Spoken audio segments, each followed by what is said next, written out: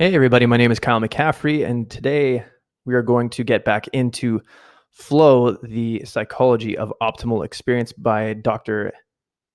How do you say this? Dr. Csikszentmihalyi. I say it wrong, I'm sure, every time, but that's okay. This is a continuation of the last two podcasts that I did, episode 18 and 19. If you haven't listened to those, you might want to go ahead and listen to them.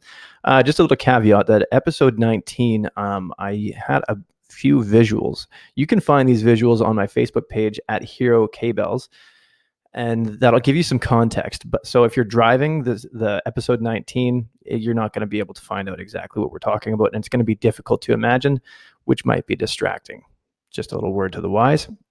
So this is episode 20, and I'm not going to conclude the topic of flow on this podcast, but I'm going to conclude the series in which I read from the book. I'm planning on having another guest, and we will be getting deep into this conversation as much as we can, seeing as we're both not doctors or psychologists of any kind, but we both enjoy this. And I do have somebody in mind. And I know we both enjoy the topic of flow and psychology.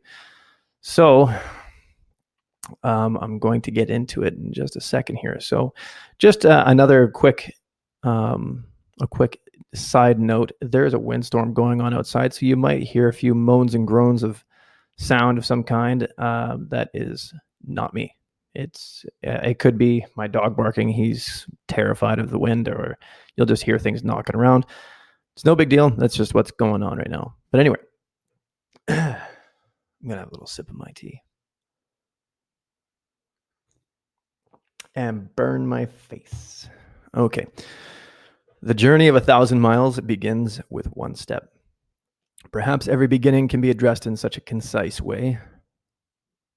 Your attitude will affect the utilization of this type of information, one mindset or another. Hopefully, you're aware of the two mindsets that Dr. Carol Dweck outlines in her book, Mindset. This book gets into the depth of two mindsets, static and growth.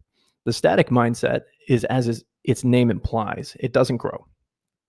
The mind rooted into its current structure of self-beliefs, and it changes very little. The adopters of the growth mindset have only the belief that even failure is not a rejection, but a chance to learn. Feedback. The goal is to avoid the former, the static mindset, and pursue the latter, growth. This is the only way to get what you want and need, and that's to grow. One thing that I find myself good at, or getting better at anyway, is helping beginners. That's what I really like to do, and that's kind of what this podcast is about. Most of the people who are in the know are not going to be listening to this kind of thing unless we have in-depth discussions with other people who are in the know. So if you're a beginner, or you're just starting out on anything, this episode definitely is going to be for you. My client base, they're often not athletic to begin with and have a whole myriad of functional issues. One of my tasks is to determine the root of the issue and help them fix it. Another one is that I must keep beginners from sabotaging themselves to guide, to lead, to motivate. One could argue that what I'm doing is a tactic to retain clients, and you're half right. A growth mindset would tell you, I'm retaining clients because I can keep them motivated and channel their energy into something they believe in, to course their thinking to staying on the path.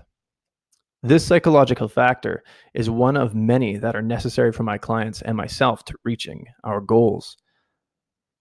When we begin anything new, it's always daunting. What matters is not dwelling on that overwhelm, but moving forward. Some are excellent at starting new things, but not seeing them through consistently. In the last two episodes, I read and spoke about flow states and how to achieve them, and how it's visualized on a graph. So this episode is dedicated to those of you that have a hard time starting and making it stick.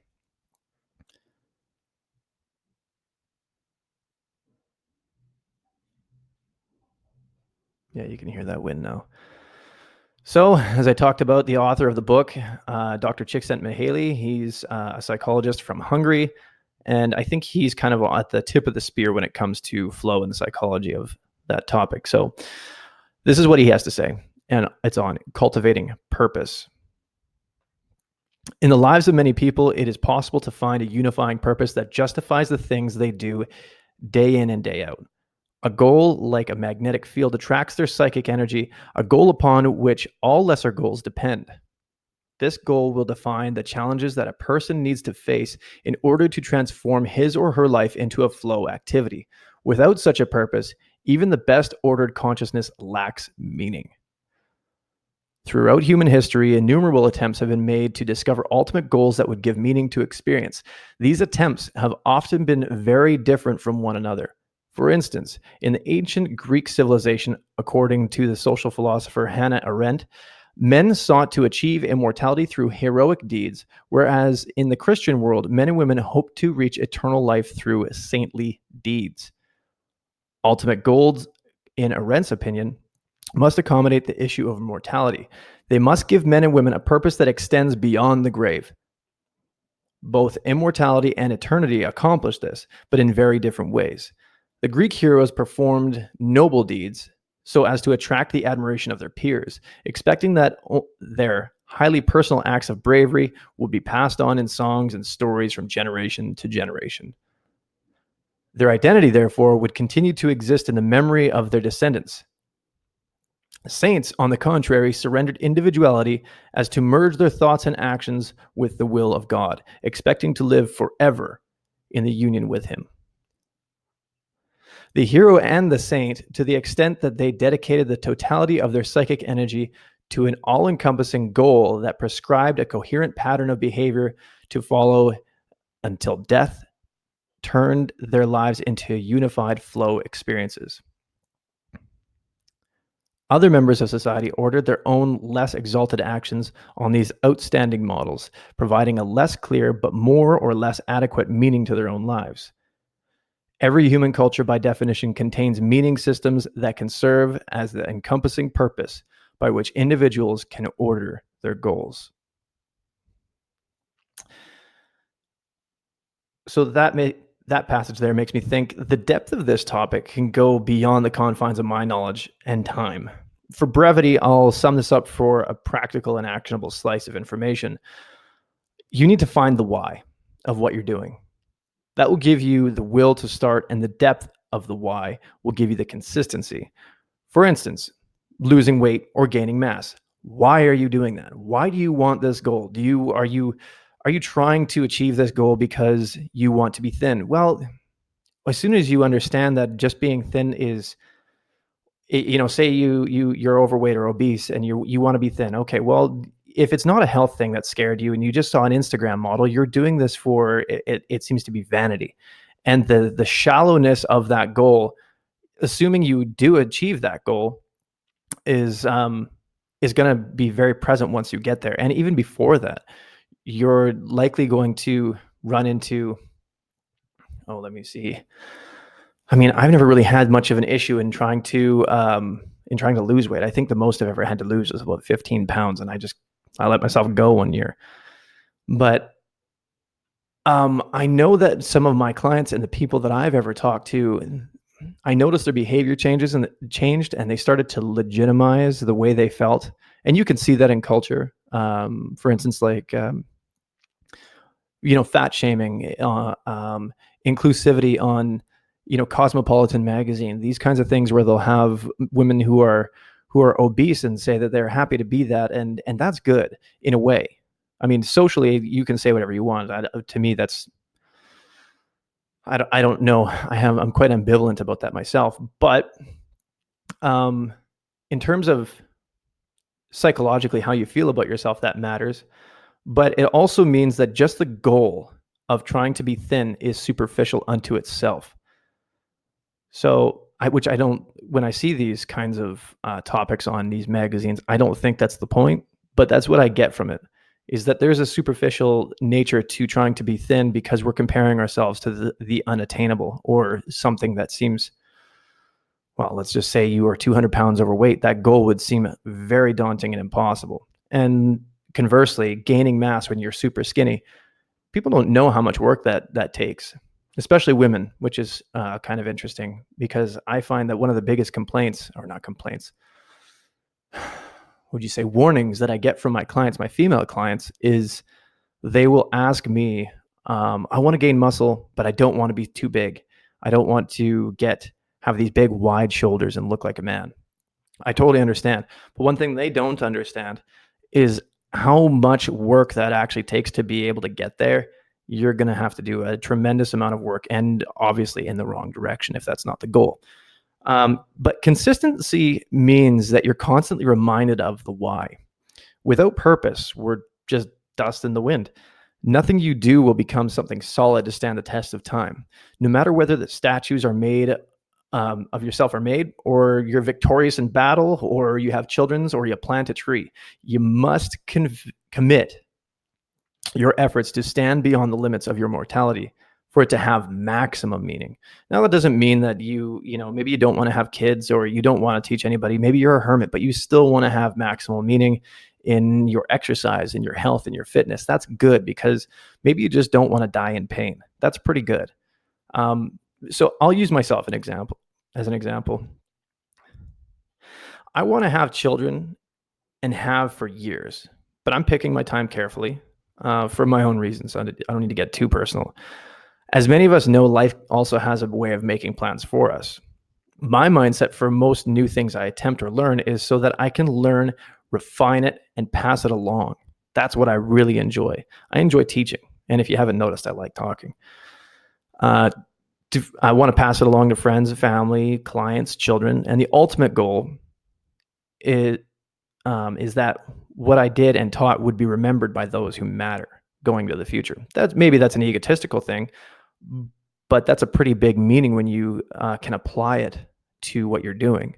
So in the book, Dr. C, or Dr. Csikszentmihalyi, I'm going to just say it for funsies, outlines how this pertains to culture, among other things, and how we view our goals, how they last, and why. Piotr Sorokin divided the various epochs of Western civilization into 3 types, which he believed have alternated with one for over 25 centuries, sometimes lasting hundreds of years, sometimes just a few decades.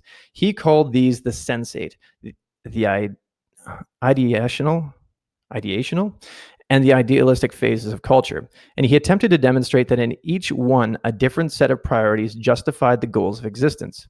Sensate cultures are integrated around views of reality designed to satisfy the senses.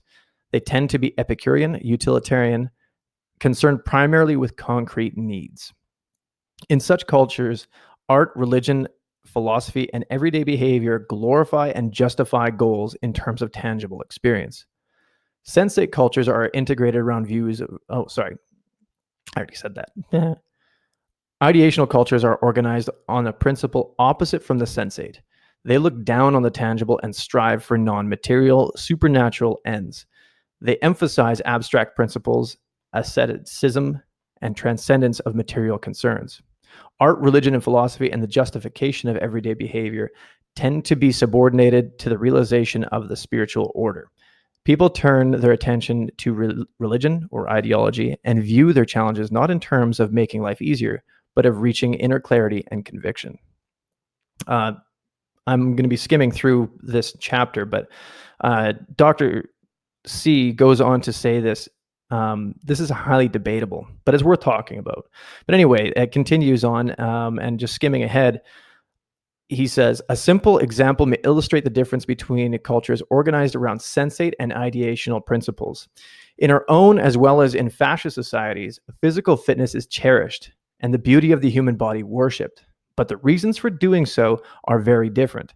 In our sensate culture, the body is cultivated in order to achieve health and pleasure.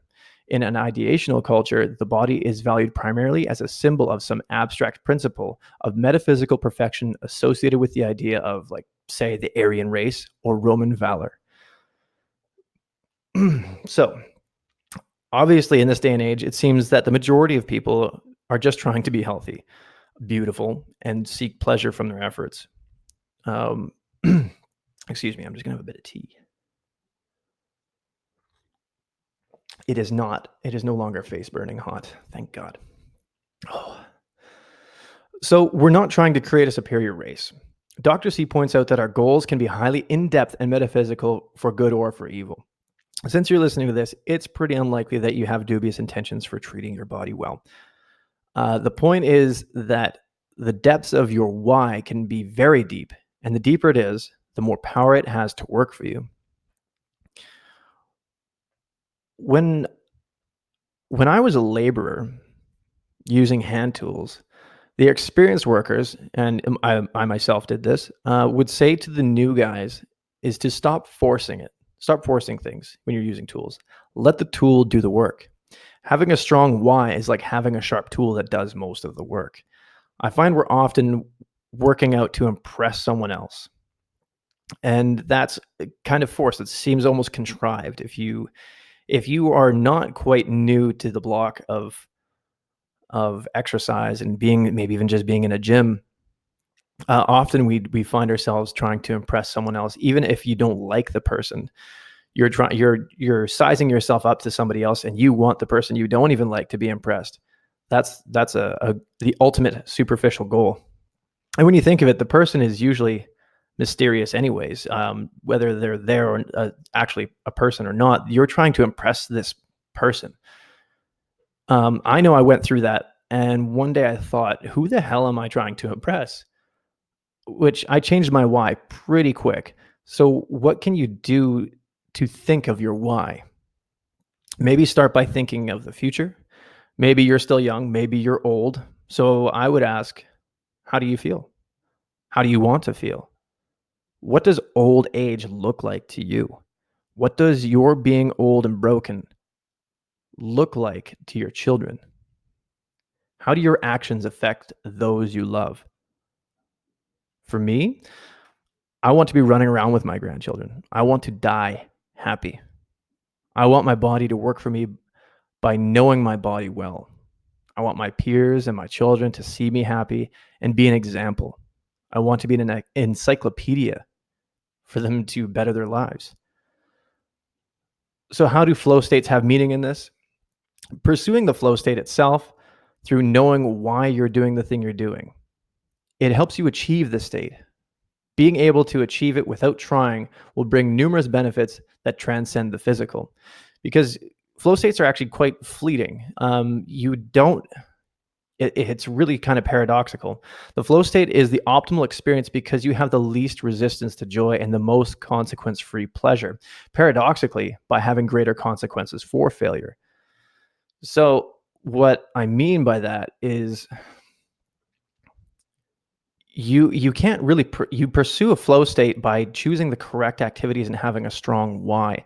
But it's like you can't just go and maybe you start riding a bicycle and that's what helps you achieve flow states naturally. You can't really force that. It's for me, I paint, and someone will ask me to paint a picture for them, and I almost always never do it. Almost always. It's not that I don't do well under pressure. It's that I can't choose the flow state. I have to be in the flow state in order to get it and to continue doing it. And oftentimes you don't even know you're in the flow state. And for me, I could be doing a painting for about 10 hours. And the only reason I knew that I was in a flow state or that I was even painting was because my ass would hurt while I was sitting on a chair that was too uncomfortable or something, or that I'd be standing and I'd be in an awkward position, and finally my body would just tell me, well, what the hell are you doing to me? So there's things like that, and you can't, even though the consequence for failure was super low with that kind of thing, other than just screwing up a painting, but nonetheless, I'm just rambling. You have to seek these flow states, and you do that by having a concrete why, so that you can really focus and not focus simultaneously. Dr. C cuts to the chase by telling us about the importance of forging resolve through maximum meaning. He says this: purpose gives direction to one's efforts, but it does not necessarily make life easier. Goals can lead into all sorts of trouble, at which point one gets tempted to give them up and find less demanding script by which to order one's actions. The price one pays for changing goals whenever opposition threatens is that while one may achieve a more pleasant and comfortable life, it is likely that it will end up empty and void of meaning. The pilgrims who first settled this country, and I'm assuming he means America, decided that the freedom to worship according to their conscience was necessary to maintain the integrity of their selves. They believed that nothing mattered more than maintaining control over their relationship with the Supreme Being. Theirs was not a novel choice for an ultimate goal by which to order one's life. Many other people have done so previously. What distinguished the Pilgrims was that, like the Jews of Masada, the Christian martyrs, and the Cathars of southern France in the late Middle Ages, who had chosen similarly, they did not allow persecution and hardship to blunt their resolve. Instead, they followed the logic of their convictions wherever it led, acting as if their values were worth giving up comfort and even life itself for. And because they acted thus, their goals in fact became worthwhile regardless of whether they had been originally valuable. So that means you're going to end up having to make a sacrifice, of course, and that's really the journey, is enduring the sacrifice and the suffering. There are going to be joys along the way. You get maybe you need to go for a run in the rain. And it's just that run and you're like, Jesus, it's cold and wet outside, and you come in, treat yourself to a nice hot cup of coffee or tea or hot chocolate or something like that, and really embrace that warmth. Maybe that's what it does it for you. Although you know that maybe tomorrow you're going to go for another rainy, wet run. But anyway, back to the book. Because their goals had become valuable through commitment, they helped give meaning to the Pilgrims' existence. No goal can have much effect unless taken seriously. Each goal prescribes a set of consequences, and if one isn't prepared to reckon with them, the goal becomes meaningless. The mountaineer who decides to scale a difficult peak knows that he will be exhausted and endangered for most of the climb. But if he gives up too easily, his quest will be revealed as having little value. The same is true of all flow experiences. I'll just say that again. The same is true for all flow experiences. There is a mutual relationship between goals and the effort they require. Goals justify the effort they demand at the outset, but later it is the effort that justifies the goal. One gets married because the spouse seems worthy of sharing one's life with. But unless one behaves as if this is true, the partnership will appear to lose value with time. All things considered, it cannot be said that humankind has lacked the courage to back its resolutions. Billions of parents in every age and in every culture have sacrificed themselves for their children and thereby made life more meaningful for themselves. Probably as many have devoted their energies to preserving their fields and their flocks. Millions more have surrendered everything for the sake of their religion, their country, or their art. For those who have done so consistently, despite pain and failure, life as a whole had a chance to become like an extended episode of flow, a focused, concentrated, internally coherent, logically ordered set of experiences, which, because of its inner order, was felt to be meaningful and enjoyable. Thank you very much for listening. I hope you like this series, and I hope to touch on this again in a discussion. Please pick up Dr. Csikszentmihalyi's book, Flow, The Psychology of Optimal Experience. It's a good read, and it's not too long or too short. I think it's like a few hundred pages. If you aren't following me on Facebook, Instagram, or YouTube, please do so. I'm on Instagram at hero_Kbells, Facebook at HeroKbells, and YouTube, Herobells. Please comment or DM me and tell me what you think. Please be sure to follow, like, and or subscribe. Also on my Facebook, I'm going to have an infographic questionnaire that you can do, and just to kind of give you an idea of how to cultivate purpose in your life. So thank you very much again. Have a great day.